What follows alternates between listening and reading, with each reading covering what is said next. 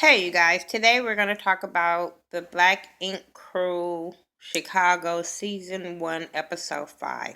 But before I do that, I want to send my prayers out to Kevin from the Scorpion Show and the Simmons family. They had a fire at their house last night, and so they lost. It was damaged to a lot of stuff. They lost a lot of stuff. So my prayers and thoughts go out to the family. They have the GoFundMe account. I'm going to try to get the link and put it in the description box. So if you have anything to spare, please send your love to Kevin and the family. You know Mama Scorpion and we love them. So whatever you can do to help. I know it's close to the holidays, but I had to get this out for us to help their family. We love you, Scorpion. Now let's get into this video. I have no notes, so I'm just getting to the video of the things that I remembered. Um, let's start with the tattoos. Um, who did a tattoo? Cat. Well, we'll get to cat tattoo. Phor did a tattoo on this young man. I think his name is Brandon. Um, and he is getting ready to go off to play football. So he wanted this scripture tattoo on his arm finished because Phor had already been doing this tattoo on him, and they gave him this pep talk about, keep going and stuff like that. And we learned a little bit more about Phor and Don's mom and how she used to be a construction worker and she made it happen for her family. So he remembered the times that they were evicted and stuff like that. So it makes him grind a little bit harder. So he did the tattoo dude, and the tattoo it was alright. I mean, it was cute. I mean, they do good work, so I can't really knock none of their work. Um, Kat ended up doing a tattoo on this guy. I don't remember his name, but he played for the New England Patriots, and she had been doing his tattoos ever since he been drafted. And to see him get a ring and then be doing his tattoo, that's like a big accomplishment for her and for him. To see both where they both came from. She was saying how um she used to do tattoos in her dorm room for $10 or $20, and now she's doing them for a big football player. So that's good. Cat, she dope. When it comes to cat tattoos, she dope as hell. So kudos to her. She did a little snake on his leg that it was a snake wrapped around. And I was like, well, maybe because he dark and it's swollen that we can't really see what it looked like. But the face looked dope. I really couldn't see the wrap around the leg, but I knew it was there. But, because like I said, it was kind of swole. But that face she did on his leg was dope. Um, Now let's get into damn Ryan. No, I don't even want to get into Ryan right now. Phor. Phor wants to do music, right? So he got this opportunity to go to New York to talk to Epic Records about his music.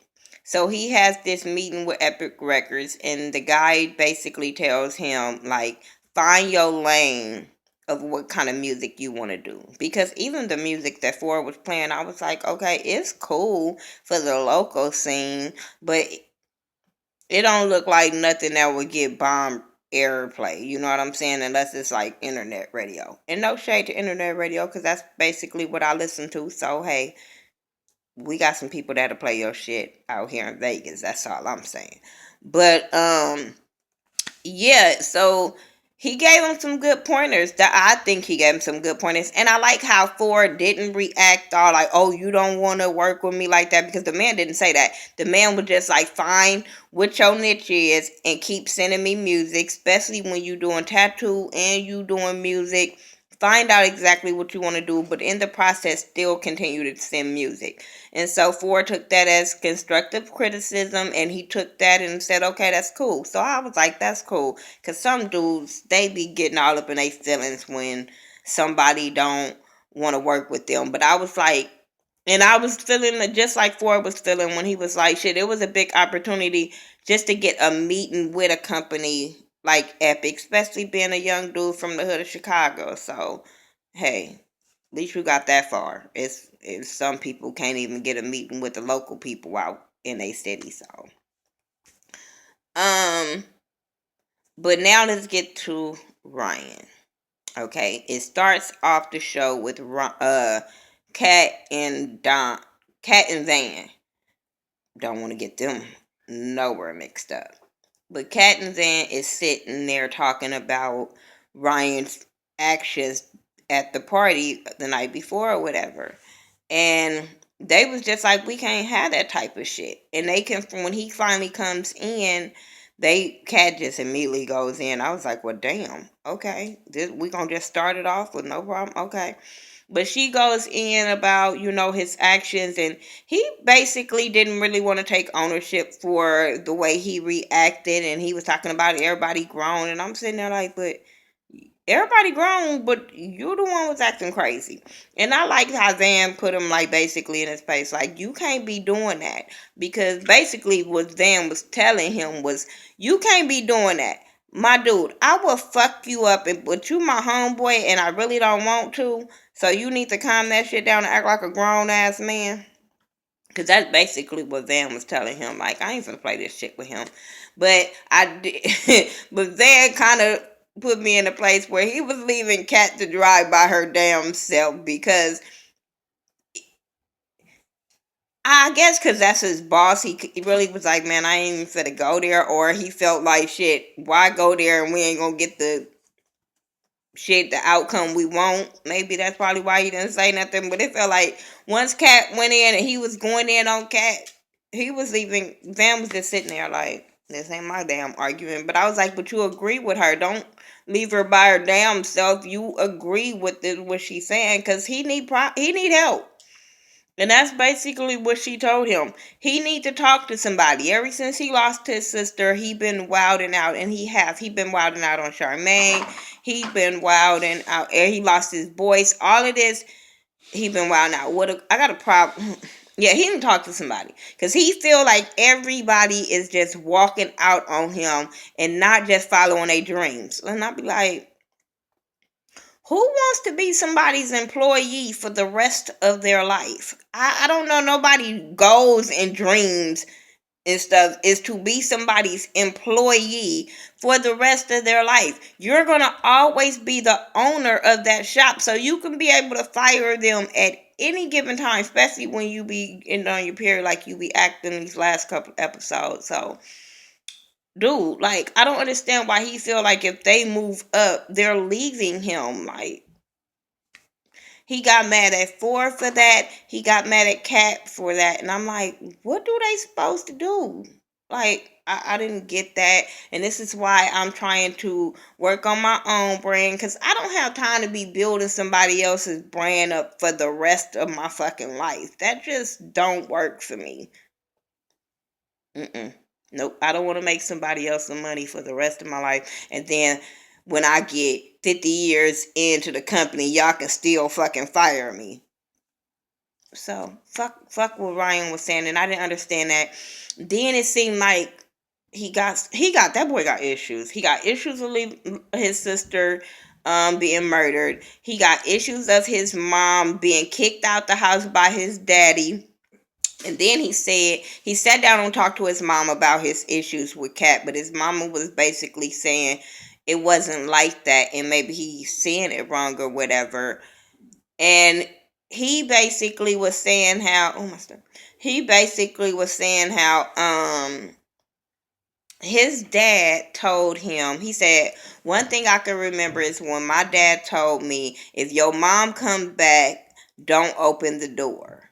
And I said, well, fuck. You should be mad at your daddy as a grown-ass man now. Now, I understand you being mad at your mama when you was little, but your daddy made you feel like this. So as a grown-ass man, them are issues you need to deal with your daddy with. Because your daddy should have never put you in that position to do that to your mama.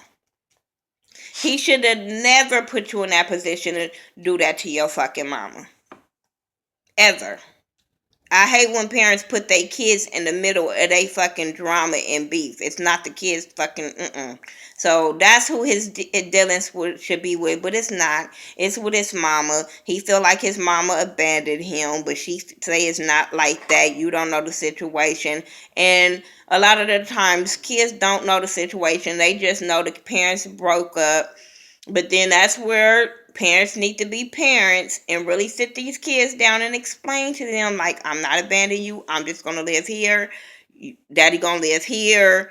It's no hard feelings. This is where parents need to be grown and not argue in front of your kids, or when y'all break up, y'all steady battling because now they got to pick a fucking side. Like, this boy fucked up. I'm sorry. I mean, period, point blank. Ryan need to talk to somebody. Ayana, go get him, because somebody needs to talk to him about his issues. Then he gets mad at Kat because Kat got an opportunity to, go to a convention, a tattoo convention.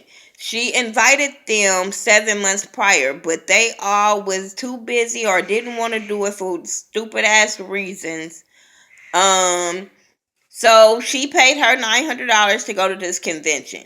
All of a sudden, now that y'all on TV, I'm just saying, because what, y'all wasn't on TV, you didn't see that y'all was gonna be on TV, that you didn't want to do it, but now y'all on TV, you want to be a part of this, that this girl done worked hard, paid her money to be there, and you just think because you're the boss, you should be there, and she's shouldn't build her brand. Ryan irritated the hell out of me this episode, and I love this show. I still like Ryan. I still think he a cool dude. The show's still better than the other one, but I still think I'm gonna call him out and say this is fucked up. Now, we told y'all on the first episode that every episode wasn't, we ain't gonna be y'all friend, and we wasn't gonna sugarcoat nothing. And this is the episode I can't sugarcoat with Ryan. I think he's selfish. I think Ryan is very selfish to not. He want his business to be booming, but he don't want to see his friends booming. I don't understand your loyalty to your friends. You talk about loyalty and y'all family. I don't understand where your loyalty come in, because you gave them a job. They piss you off, they liable to get fired. Because you always threaten to fire Charmaine, so he bothered me. But after he talked to his mama, he kind of got a little common sense. But I just still think it's for selfish reasons. I just can't see he just went there to support her. So he say he's gonna go to New York to support her at the convention or whatever. He could still be there to show, because he was like, I can show her how to be a team player or whatever he said. And I was just like, you ain't going there for the right reasons. Like, come on, like, whatever. They're in New York, and Phor, okay, at the beginning, Phor and Kat, they both in different places having the same stupid ass conversation about when she texted him and he didn't reply to her text messages. So by him not replying to her text messages, she feel like fuck him, he playing games, and he feel like, oh my gosh, she tell me she don't want to be with me, then she won't text me at 2 in the morning, booty call hours, she playing games. They both having the same stupid ass conversation, and I'm like, if y'all would just talk to each other. So he pulls her to the side and asks her what's up with the text messages. She playing games, and she was like, well, no, you didn't reply. And he was like, shit, I didn't know how to take it. Like, last time I talked to you, you told me you want to be friends. Next thing you know, I get a text message talking about you want to bang out and come over and all this type of shit.